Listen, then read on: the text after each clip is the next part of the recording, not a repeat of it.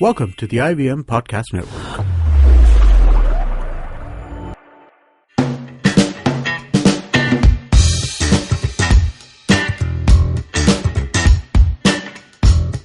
It's a brand new show. It's called IVM Likes. This is Indus Vox Media's very own personal podcast where we have our staff, which is basically Amit, the big boss, myself, the smaller boss, and Shania, who's an even smaller boss. It's like all three of us together, and we recommend different things every week. So basically three things that we recommend. One is a film, a book, and a TV show. So welcome to the studio, Amit, Shania, and me. Hey. Hi, May. Hey. So today I'm recommending a film. We've got Amit who's recommending a book, and Shania is recommending a TV show of choice. So should I kickstart this? Go for it. Let's Yeah? go. You start first. Me first? Yes. Okay, so I'm recommending this movie. It's sweet and happy and a little bit chick flicky, or maybe a lot chick flicky, I think. It's called The Waitress. Kerry Russell plays the lead character. It's directed by Adrienne Shelley, who, weirdly enough, this was the last film that she did before she died. And she died under very strange I circumstances. think she died before the movie released as well, right? Yeah, so she'd done the movie. The film was debuting at Sundance, and she literally died before she actually found out whether it was going to debut at Sundance or not. Okay. So she died in a very weird way.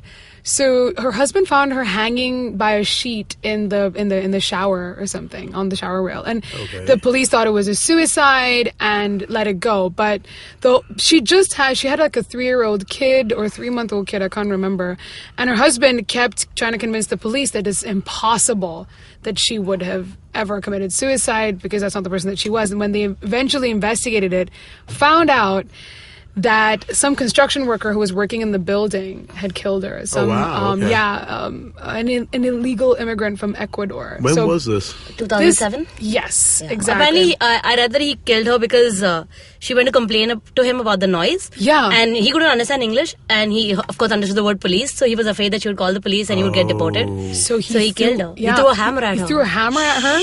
How does the police mistake throwing a hammer for a Because hanging? then he also made it look like a hammer. So But what? somebody threw a hammer at them, right? But No. she didn't die because of the hammer. She actually died because Oh, the he... asphyxiation, yeah. Okay, all right. Because she was young. So it was really weird. So anyway, terrible way that so this was her last acting role. She wrote the movie, she directed the movie, and she wrote it while she was pregnant with her own baby. So The Waitress is basically about Kerry Russell's character is called Jenna. Okay. And she works in Joe's Pie Diner. If you're hungry, this is not a good time for you right now because I'm going to be talking about pies for the next 10 minutes. But she works in this pie diner, and her job is to make innovative pies with really unusual names. For example, she's in an abusive marriage. Her husband, Earl, it's, by the way, in like Southern America, and it's really funny. He's played by Jeremy's sister, though, which is kind of Yes! amazing. I love him. really? Yeah. Yes, yeah. Jeremy's sister plays he's like a Law and Order guy. Yeah. Law and Order guy. So he plays Earl. So her husband Earl is really abusive. Okay. And so, for example, she has an unwanted pregnancy, and that's what the sort of whole film is around, the fact that she's pregnant and she's irritated. And so I'll give you an example of some of her awesome pies because I really like it. She has something called the Bad Baby Pie, okay, which is with quiche. It's a quiche with brie cheese and a smoked ham center.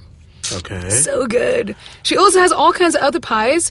Baby screaming its head off in the middle of the night and ruining my life pie, which is New York cheesecake, brandy brushed and topped with pecans and nutmeg, which sounds really nice. And so basically through the movie, she makes different pies depending on her mood. And so every time she's in a strange mood, she makes a pie. And so, the thing is, because she's in this abusive relationship, she doesn't want this pregnancy. She doesn't want to be with her husband. She wants to try to run away. So throughout the movie, she's trying to run away. And she's saving up money. And there's a pie contest where the grand prize is like 25 grand. But her husband doesn't let her go for it. Eventually, she has an appointment with the doctor. And the doctor changes her whole life. Dr. Palmer, played by Nathan Fillion. Oh, okay. None other. Nathan Fillion. I love him.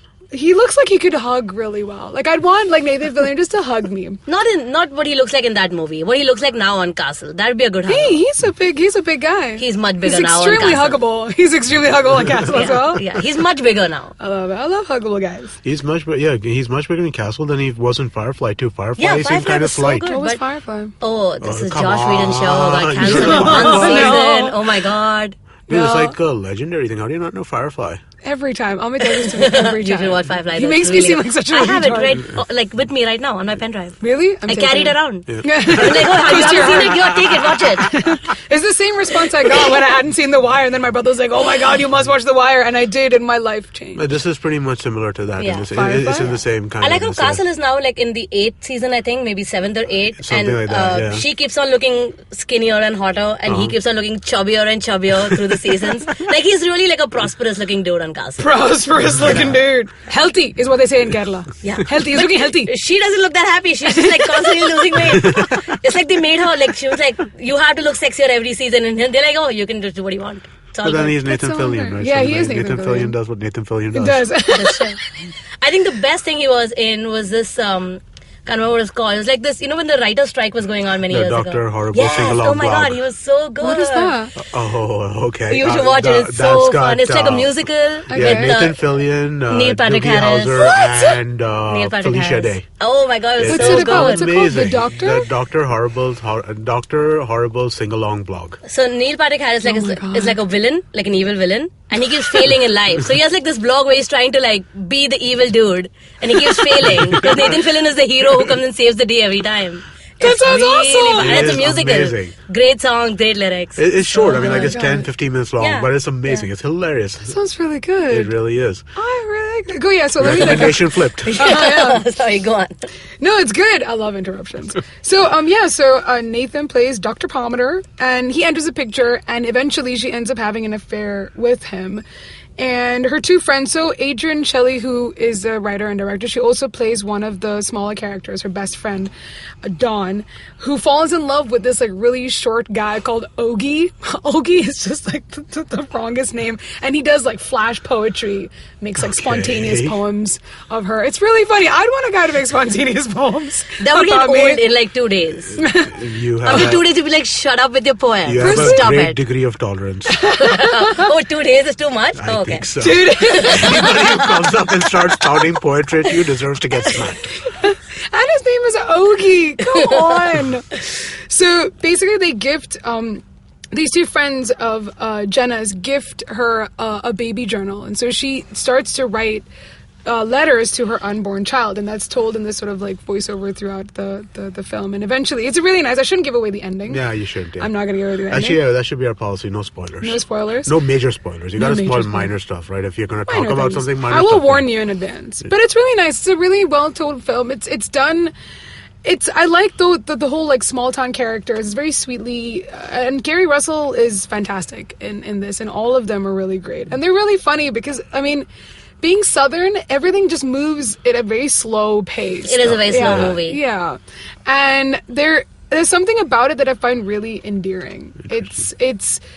It's quite serious. I mean, some of the things that that she's going through is so serious, but at the same time, it's so funny because the characters are really like tongue in cheek and they're really, like slightly sarky, and it's really nice and it's very feel good, a total feel good movie.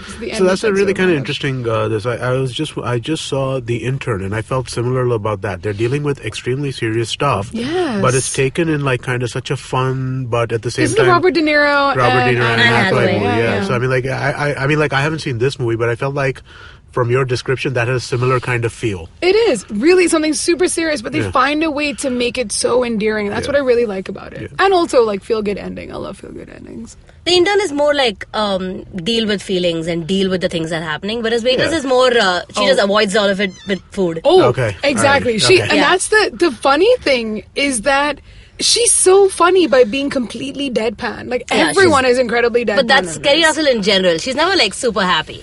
She's No. never that happy. She's never that happy, and that's what she's just Yeah. never that happy. So the perfect fit for Americans. She's a Yeah. Russian spy, cold at heart. So good. Well, she's really good at that. That seems to be her thing. Yeah. I like it. But yeah, I would totally recommend anyone if you want something to just I mean, like, I think you'd put it really well when I was talking to Sharanya about this. It doesn't make you feel like extreme feelings. Like, it's neither super happy nor super sad. It's just, it's such an easy watch. I would totally recommend people watching this movie. Plus, I really feel like having a pie. Like, I like pie. I want to be in Joe's Pie Diner. We don't get great pie. We don't get great pies in Bombay. No, we don't. not. We don't even get okay pie in Bombay. I mean, Okay, pie. I think the most basic But I is just find the that- apple pie, and that's all we'll yeah, make. but even that's Nothing not Can I else. ask you so a question? good, right? I mean, like the crust ain't that great. It's, yeah, I mean, like, you know, I want to ask Ahmed the question. They call everything pie. That's Everything true. is What's a pie. So Like she in- makes What a is a pie? cheesecake. She makes a cheesecake So and in- a pie. So in the South, in some places, they do consider anything like In a crust. to be a pie, but that's not. The case I of That's think if not it has everywhere. a pastry base, it just is a pie. I just thought Like a quiche is no, a I pie, think that- technically. yeah, I think Yes, Like a quiche is a again. pie as well. she makes the bad baby quiche pie Yeah. is Mm-hmm. a quiche. There's another one that's Yeah. also, she makes a I hate my husband pie, and it's bittersweet chocolate that you don't sweeten, and you make it into a pudding and drown it in caramel. That sounds really good. Yeah, I know. I think that does kind of. There's another one that I can't have no affair because it's wrong and I don't want Earl to kill me pie. Great accent, man. I know. Vanilla custard with banana, but hold the banana. That's exactly it. So it's really funny. Like I said, this is how funny it is. It's Right. really nice. Another one. Earl murders me because I'm having an affair pie. Smash blackberries and raspberries into a chocolate crust. Okay. Again, really awesome Looks like pies. blood. Yeah, it's all Murder. violent pie. Yeah, I guess. Violent desserts are the best. Violent desserts are the best. So, yeah, guys, my recommendation is The Waitress to watch for IVM Likes. So, Amit, what about you? What's your book? So I'm actually not gonna go just with a book. I'm gonna go with the full series of books.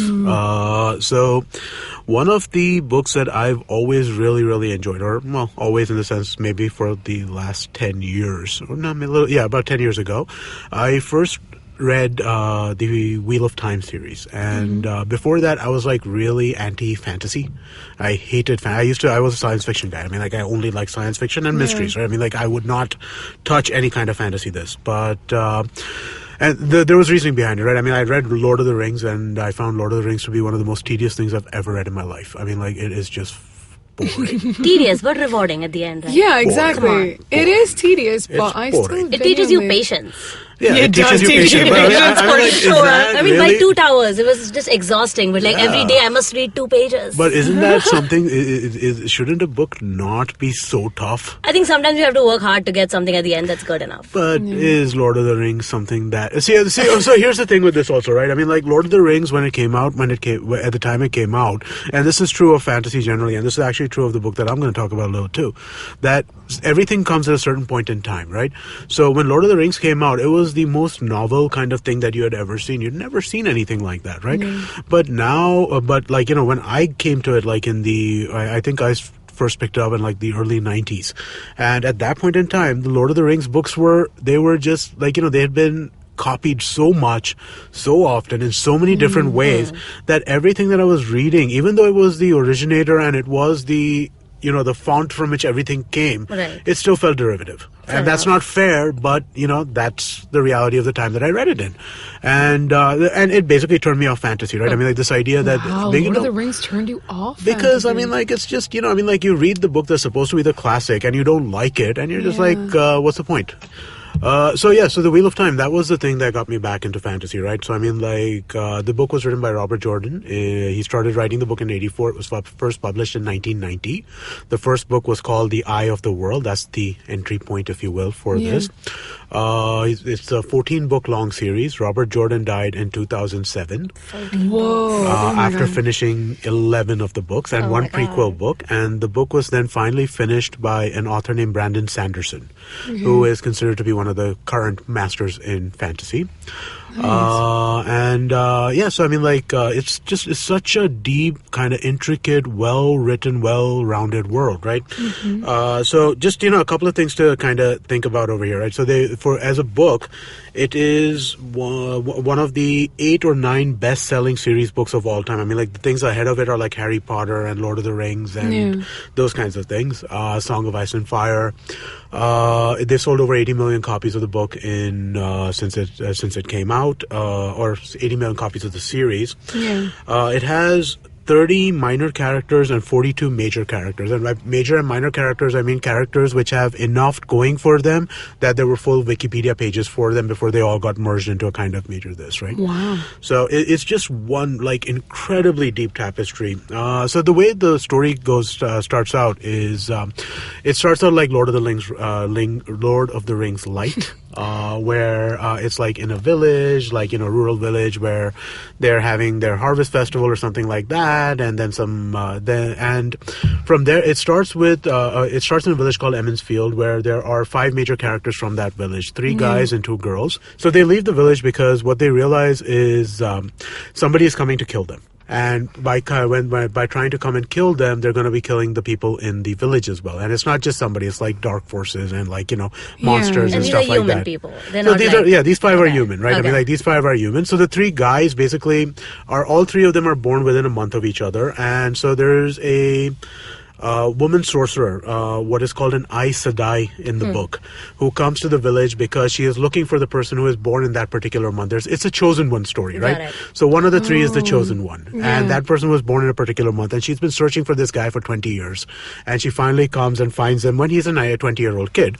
She's been searching for him since she was born, and the night that she comes, they are attacked by all these monsters, so they realize that they need to leave, otherwise these monsters are going to kill the rest of their village. And from there, they leave the village and they start getting out into the wider world. And it's a incredibly deep world, right? I mean, like there are 15 countries, all with distinct cultures, all with distinct ways of living and different kinds of clothing and stuff like that. All have different characteristics. And it's so I mean, like just it's one of the most in-depth kind of world building exercises I've ever seen. And what's really interesting about it is the way Robert Jordan kind of approached this, right? I mean, like what he thought of for the story is we have a chosen one. And what happens when somebody becomes the chosen one and everybody acknowledges that there's a chosen one, right? Even after that, it's not like I say I'm the chosen one, then I say, all right, let's go do this. And everybody says, let's go do that, right? That's not how that works, right? No, yeah. It's like you become the chosen one, and then after that, everybody wants to fight with you about every single thing that you think that you need to do. And so what's interesting is, though, even though it's kind of constructed in this black and white kind of way, where the chosen one from the village who we get is the white hero. He's like, he's called the Dragon Reborn. He's like reincarnated multiple times and is now the latest incarnation of this. And then there is a dark one who is called Shaitan, which is basically the devil, right? So, I mean, like, you have black and white. But the black and white part of the story is really the least interesting part of it. It's about all the other aspects of how he has to struggle to kind of get people to be ready to get into this last war. Like, the last war is basically 150 pages in the 14th book. Oh, okay. The rest of the 14 books It's is just all about getting to that place. So is each book like a different country that they're in? It's not really divided like that. Okay. It's basically, so these are quest stories, right? So what happens is they start out, the first story, there are these 5 people who start on the quest.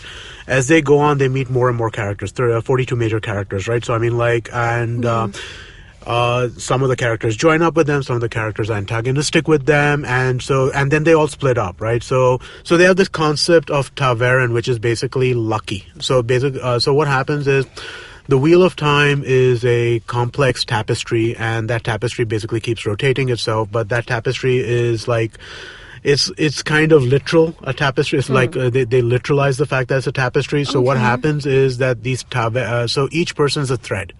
And now what a Taveran does is that they kind of affect all of the threads around them so that the Wheel of Time functions in a particular way, so that, what's supposed to happen happens. So even though so it's really interesting, like there are concepts of free will and destiny, and they're all intermingled. Prophecy is a part of it, but prophecy never means what you think it means. It always means like something which is like 100 steps away from it. So it's like this, right? It's this weird kind of strange amalgamation of free will and determinism. And so that's another interesting part of it. There are just so many interesting parts of this book. What I really like about it more than anything else is it's such a complicated kind of tapestry in terms of like, creating a society and like putting together all of these kind of conflicts one against the other. Right. Yeah. But, Really? So you went from like you didn't want to read fantasy anymore, and then you read like a 14-part series. and it basically turned this into my thing now. Now that's what I do. I read fantasy like all over. Like if you were to ask me what I've read over the last 10 years, it'll probably be 60% fantasy now. How long did it take you Seriously? to read the 14 books? Probably. So each book is like close to 900 pages. I would imagine so. So I'm gonna guess probably about 6 months. And you read the entire series. Yeah, I've read the entire. So I read the entire series, and then I listened to the entire series on audiobook. Whoa. I've done it twice. Twice. Does it have Oh, like you're a real fan. I'm assuming because it's so vast and like there's so many elements, it has readability value that you can go back and read Oh God! it and discover new if things. if I were to pick it up a third time, I'm Then you'd sure have that I new would find things. so much more That's because amazing. it's so dense. It's so incredibly dense. You know, and so it's kind of. Is there like a thing where the books that were written by the new author were like not as good, or like was so- the community up in arms against it? so one particular character. Yeah, because that's what happens. Fantasy community is really vocal They about are, their they dislikes. are. So here's the thing. What happened is that it's a long series, right? When you're writing a long series, you're bound to have a few books which don't work so well. And so Robert Jordan wrote from book 1 through 11.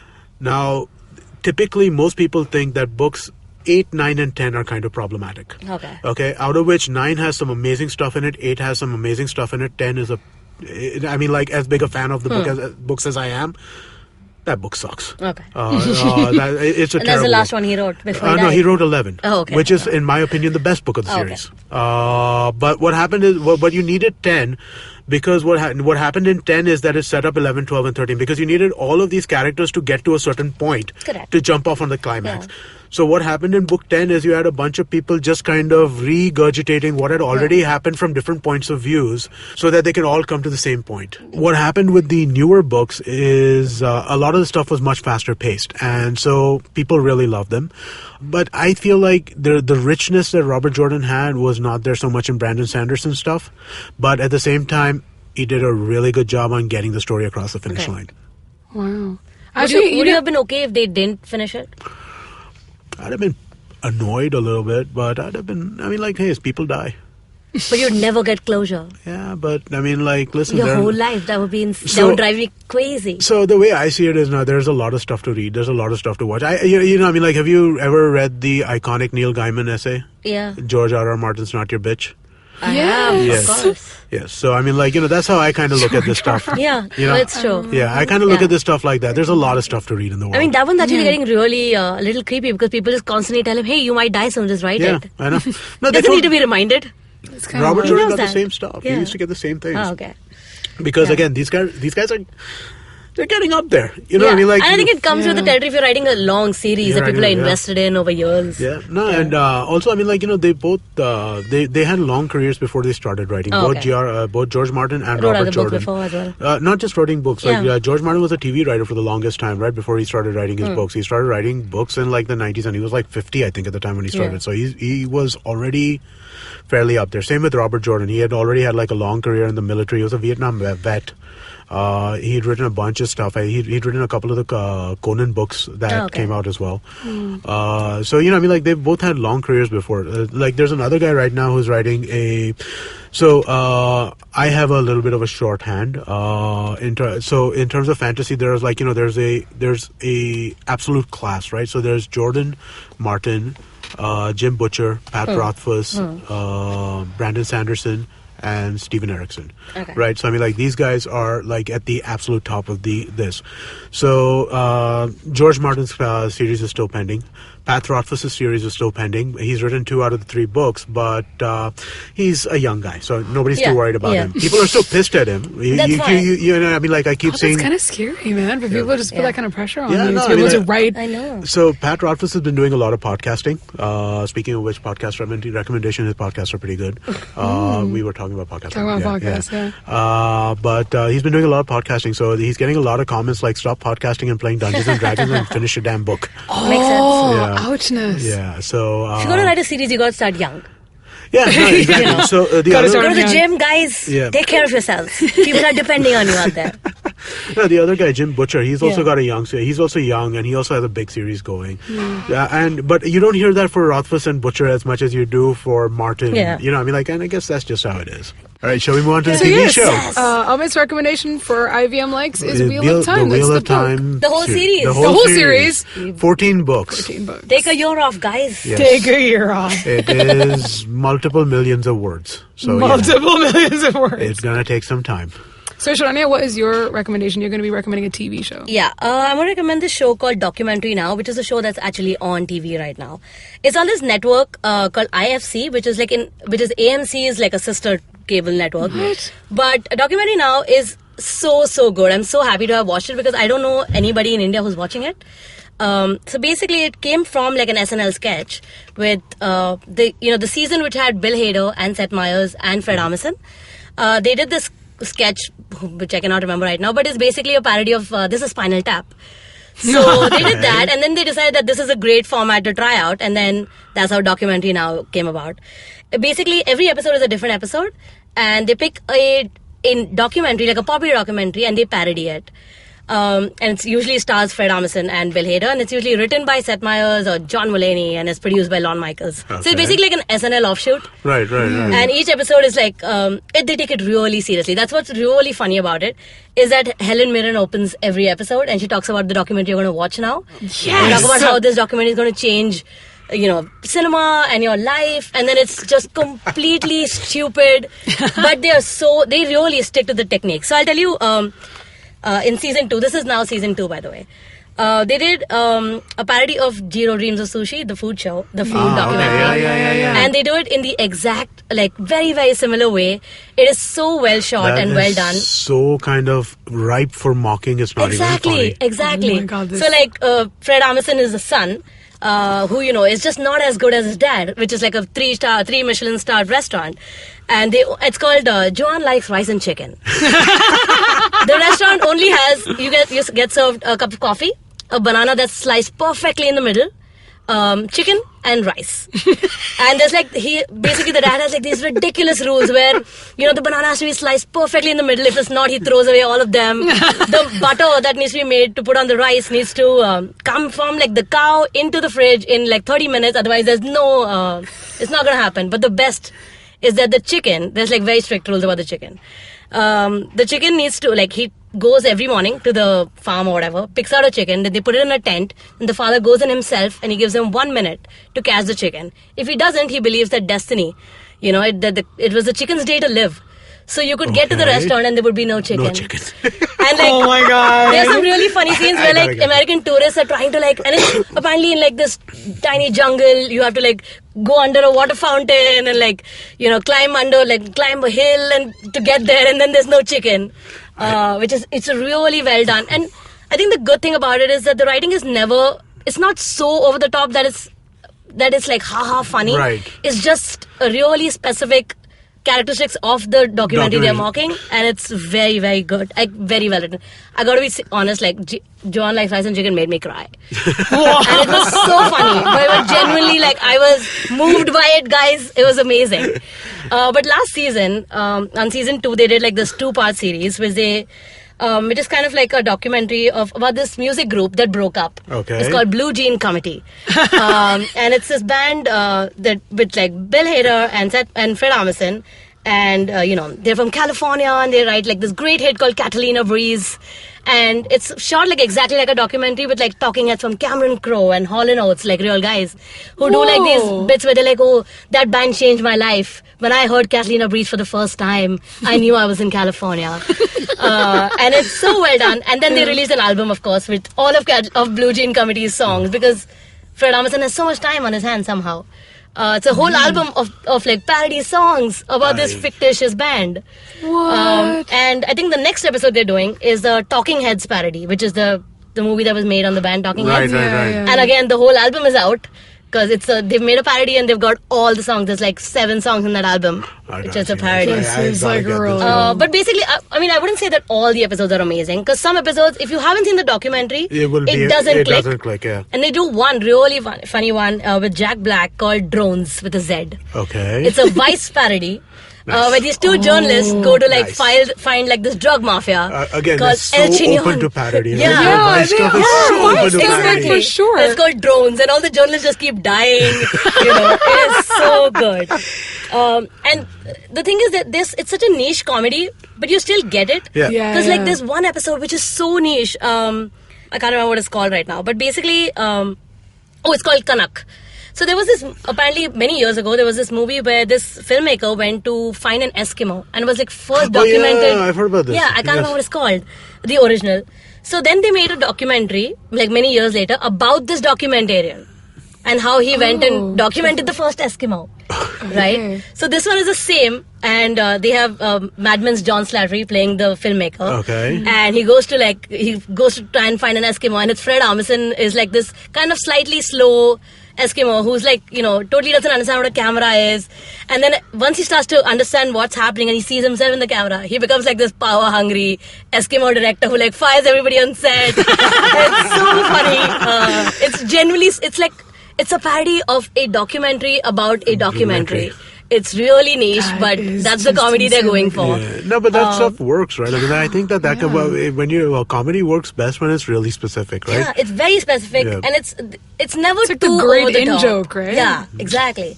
I Okay, like so yes, documentary now. Please watch it. Documentary Yes, now. you So will. our It's really good. recommendation for IVM Likes, I recommend The Waitress as a film. Right. Amit recommends The Wheel of Time, all 14 books. All 14 books, in the million series. pages. So yay, that was and IVM Likes. That was IVM Likes. Yay. So if you want to get in touch with us at all or recommend something to us, we other love stuff we can watch recommendations, and all about the read. good stuff.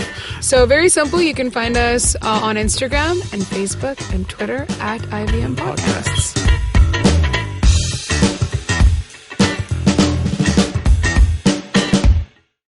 Hey man, just help me out, man. I need some podcasts, man. I haven't had a fix in a week.